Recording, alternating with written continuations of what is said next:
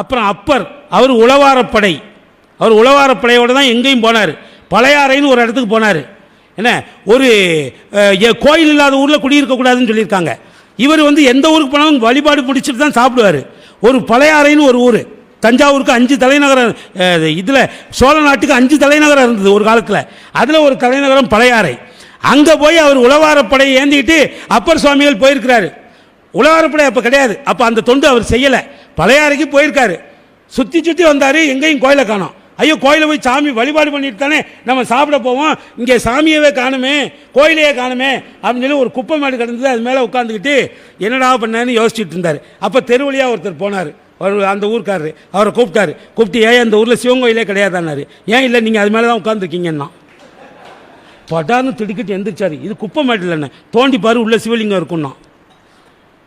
சத்தியம், உள்ளே போய் தோண்டுனா அற்புதமான சிவ ஆலயம்.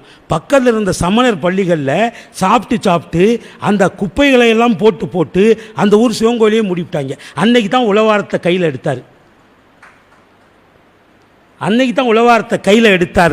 தென்கடம்பை திருக்கர கோயிலான் தன்கடன் அடியேனையும் தாங்குதல் என்கடன் பணி செய்து கிடப்பதேன்னு உளவாரத்தை எடுத்து அங்கங்கே போகிற இடமெல்லாம் சுத்தம் பண்ணார்.